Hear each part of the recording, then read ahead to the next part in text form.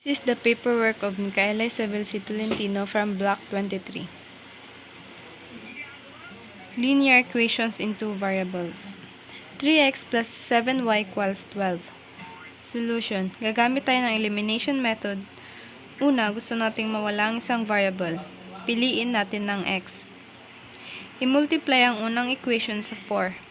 Like 4, open and close parenthesis, 3x plus 7y equals 12.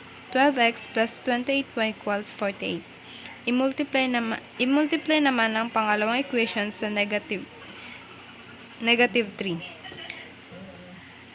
Negative 3, open and close parenthesis, 4x minus 8y equals negative 1. Negative 12x plus 24y equals 3.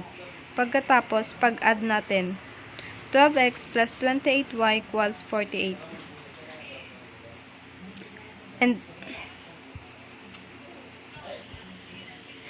And magiging 52y equals 51. Y equals 51 over 52. Ngayon, isubstitute natin ang unang equation. 3x plus 7, open and close parenthesis, 51 over 52 equals 12. Then 3x plus 357 over 52 equals 12. Gawing fraction ng 12. 12 equals 624 over 52. Then 3x equals 624 over 52 minus 357 over 52. Then 3x equals 267 over 52. X equals 89 over 52. The final answer is x equals 89 over 52 and y equals 51 over 52. Tinanggal natin ng isang variable para mas madaling mahanap ang natira. Kapag nahanap ng isang value, ipapalit lang ito sa equation na makukuha ang isa pa. Then, number 2. Negative x plus y equals negative 1. Solution. Pag-add natin ang dalawang equation. Negative x plus y equals negative 1. Magiging 2y equals 2. Y equals 1. Ngayon, substitute natin ng y equals 1 sa x plus y equals 3. X plus 1 equals 3. Then x equals 2. Then the final answer is x equals 2 and y equals 1. Nawala agad ang x dahil may negative x at plus x, kaya naging madali hanapin ang y. Tapos saka natin nakuha ang x. Then number 3. 2 open and close parenthesis, 4x minus y equals negative 2. Step 1. Distribute. Unang equation. 8x minus 2y equals negative 2. Pangalawang equation. Negative 3x plus 3y equals 10. Then step 2, elimination. I-multiply ang unang equation sa 3. 24x minus 6y equals negative 6. I-multiply ang pangalawa sa 2. Negative 6x plus 6y equals 20. Then pag-add. 18x equals 14. Then x equals 14 over 18. Then x equals 7 over 9. Substitute sa 8x minus 2y equals negative 2. 8 open and close parenthesis, 7 over 9 minus 2y equals negative 2. 56 over 9 minus 2y equals negative 2. Negative 2y equals negative 2 minus 56 over 9. Negative 2y equals negative 18 over 9 minus 56 over 9. Then, negative y equals negative 74 over 9. Then, y equals 37 over 9.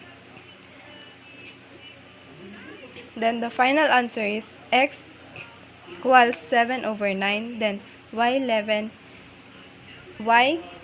37 over 9. Una nating tinanggal ang parent parenthesis gamit ang distributive property. Pagkatapos, ginamit ang elimination para makuha ang value ng x at y. Number 4. 15x plus 9y equals negative 12. Solution. Mula sa x minus y equals 5, kunin ng x. X equals y plus 5. Substitute sa unang equation. 15, open and close parenthesis, y plus 5 plus 9y equals negative 12. 15y plus 75 plus 9y equals negative 12. Then 24y plus 75 equals negative 12. 24y equals negative 87. Y equals negative 87 over 24. Then y equals negative 29 over 8. Ngayon, hanapin ng x. X equals y plus 5. Then x equals negative 29 over 8 plus 40 over 8. X equals 11 over 8. The final answer is x equals 11 over 8. Then y equals negative 29 over 8. Ginamit ang substitution method at pinalitan natin ng x gamit ang value na galing sa pangalawang equation. Part 2. Linear equations in one variable. Number 1. 4x minus 16 equals 3x plus 2. Solution. Ilipat ang 3x sa kaliwa. 4x minus 3x minus 16 equals 2. Then x minus 16 is equal to 2. Idagdag ang 16. X equals 16. The final answer is x equals 18. Pinagsama natin ang magkakaparehong variable at inilipat ang numbers para makuha ang value ni x. Then number 2. 5 minus 6, open and close parenthesis, x minus 2 equals negative 5x plus, open and close parenthesis, negative 1. Step 1. Distribute. 5 minus 6x plus 12 equals negative 5x minus 1. Then 17 minus 6x equals negative 5x minus 1. Then step 2. Solve. Idagdagang 6x. 17 equals x minus 1. Idagdagang 1. Then x equals 18. The final answer is x equals 18. Una nating tinanggalang parenthesis pagkatapos inayos ang equation hanggang sa makuha si x. Then number 3. 8x over 3 equals negative 8 over 3. Solution. Parehong may denominator na 3 kaya pwede alisin. Then 8x equals negative 8. Hatiin sa 8. X equals negative 1. The final answer is x equals negative 1. Kapag parehong denominator, pwede natin itong alisin para mas madaling masolve ang equation.